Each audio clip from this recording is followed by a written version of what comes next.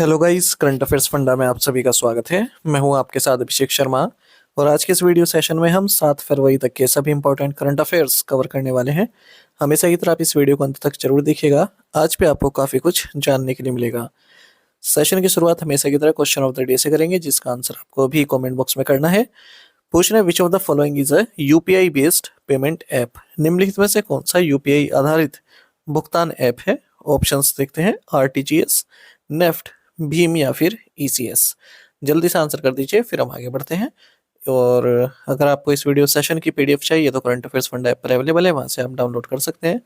न केवल इस वीडियो सेशन की, बल्कि जितने भी हमारे डेली, वीकली और मंथली करंट अफेयर्स वीडियोस आते हैं, सबकी PDF current affairs funda app पर मिल जाएगी। 1 ईयर का हमारा वो पीडीएफ कोर्स होता है और उसका लिंक आपको वीडियो के डिस्क्रिप्शन में मिल जाएगा। फर्स्ट कमेंट में पिन कर दिया गया है, तो लिंक पर क्लिक कीजिए, ऐप को इंस्टॉल कीजिए। लॉगिन करने के बाद आप कंप्लीट मटेरियल हमारा एक्सेस कर पाएंगे और हर एग्जाम के लिए यूजफुल है, चाहे बैंकिंग हो, एसएससी हो, रेलवे हो, स्टेट पीसीएस हो, सब में करंट अफेयर्स के लिए हेल्पफुल रहेगा हमारे PDF course.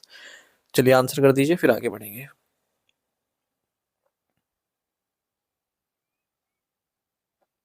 Which team won the 2026 women's premier league? 2026 महिला प्रीमियर लीग किस टीम ने जीती? ऑप्शंस आपके सामने है। सही आंसर ऑप्शन डी है, royal challengers Bangalore. 2026 women's premier league WPL 2026 ये फोर्थ सीजन था विमेंस प्रीमियर लीग का। Board of control for cricket in India यानी कि बीसीसीआई द्वारा इसको ऑर्गेनाइज किया जाता है। जैसे आईपीएल होता है, इसी तरह से विमेंस प्रीमियर लीग होता है, WPL। 5 टीम्स इसमें पार्टिसिपेट की। 9 जनवरी से 5 फरवरी तक ये चला है। फाइनल में रॉयल चैलेंजर्स बेंगलोर ने दिल्ली कैपिटल्स को हराया 6 विकेट से और अपना दूसरा टाइटल जीता है। प्लेयर ऑफ द सीरीज रही सोफी डिवाइन, गुजरात जायंट्स की। मोस्ट रन्स स्मृति मंदाना ने बनाए हैं रॉयल चैलेंजर्स बेंगलोर की ओर से 377। मोस्ट विकेट्स सोफी डिवाइन ने ही लिए हैं गुजरात जायंट्स की ओर से, और नंदिनी शर्मा ने लिए हैं दिल्ली कैपिटल्स की ओर से। 17 विकेट दोनों ने लिए हैं।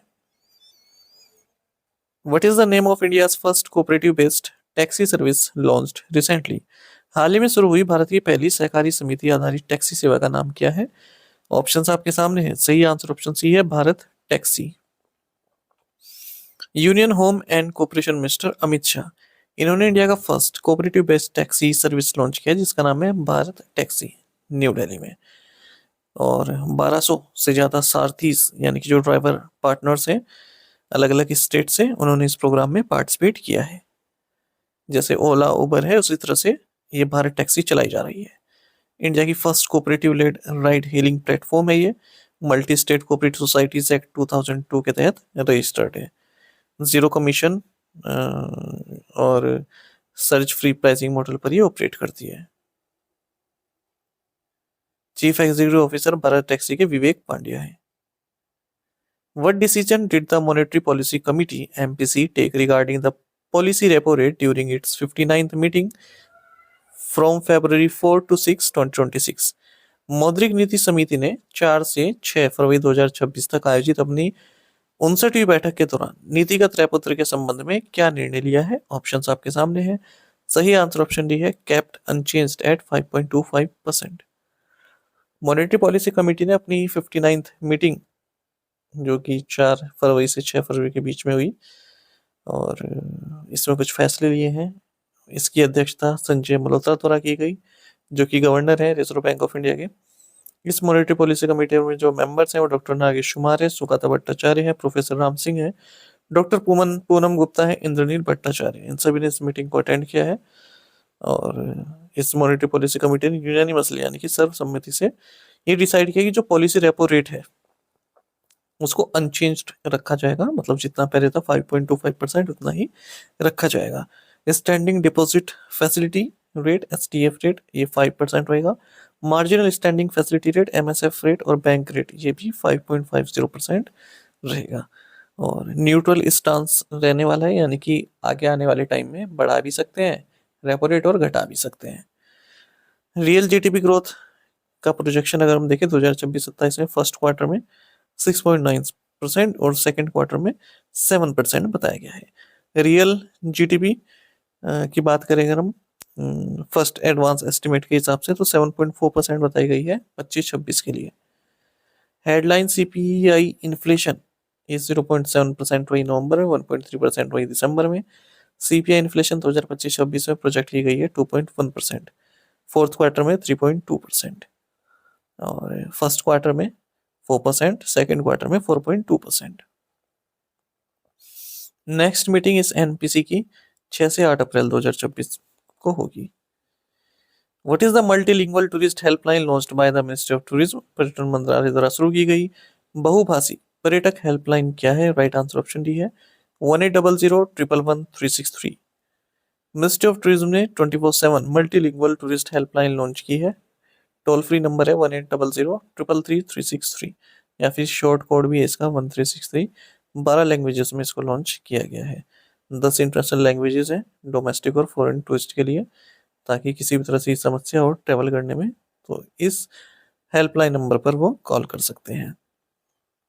ऑनलाइन सिस्टम भी यहाँ पर इंट्रोड्यूस किया गया है, ठीक है, अप्रूवल लेना हो किसी तरह का टूरिज्म सर्विस प्रोवाइडर से।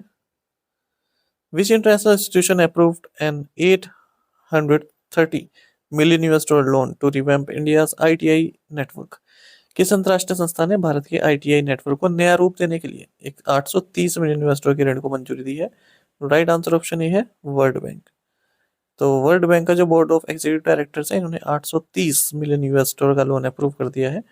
इंडिया का जो नेटवर्क है इंडस्ट्रियल ट्रेनिंग इंस्टीट्यूट का, आईटीआई का, तो इसको रिवैम्प किया जाएगा, स्किलफुल बनाया जाएगा और प्रधानमंत्री skilling and employability transformation through upgraded ITI program, जो पीएम सेतु प्रोग्राम है, उसको सपोर्ट किया जाएगा। Which public sector bank has launch the Luxura metal credit card? किस बैंक ने Luxura metal credit card launch किया है? राइट आंसर ऑप्शन डी है Punjab National Bank. Punjab National Bank ने एक नया क्रेडिट कार्ड लॉन्च किया है प्रीमियम कैटेगरी का, इसका नाम है लुक्सुरा मेटल क्रेडिट कार्ड, अपने वीजा इन्फिनाइट प्लेटफॉर्म पर। और इसी के साथ ये बोथ रुपए और वीजा दोनों नेटवर्क पर अवेलेबल है। Tripura Gramin Bank launch the cobranded RuPay credit card in collaboration with which its sponsor bank? Tripura Gramin Bank ने किस प्रायोजक बैंक के सहयोग से cobranded RuPay credit card launch किया है? राइट आंसर ऑप्शन डी है पंजाब नेशनल बैंक। तो त्रिपुरा ग्रामीण बैंक ने अपना पहला को-ब्रांडेड रुपे क्रेडिट कार्ड लॉन्च किया है अपने sponsor bank Punjab National bank के साथ मिलकर।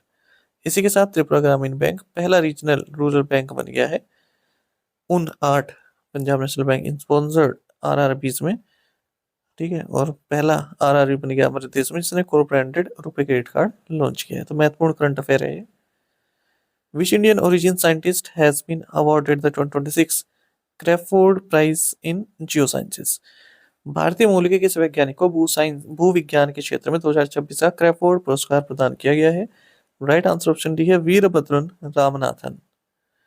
इंडियन ओरिजिन क्लाइमेट साइंटिस्ट हैं वीरभद्रन रामनाथन, इन्हें 2026 का Crafoord prize in geoscience दिया गया है Royal Swedish Academy of Sciences के द्वारा। इस अवार्ड को नोबेल ऑफ जियो साइंसेस भी कहते हैं। और जो रामनाथन के जो रिसर्च है super pollutants atmospheric brown clouds पर, तो उन्हीं को रिकॉग्नाइज किया गया है। इन्होंने डिस्कवरी की थी एक लैंडमार्क डिस्कवरी 1975 में, जब ये नासा में काम करते थे क्लोरोफ्लोरोकार्बन से संबंधित।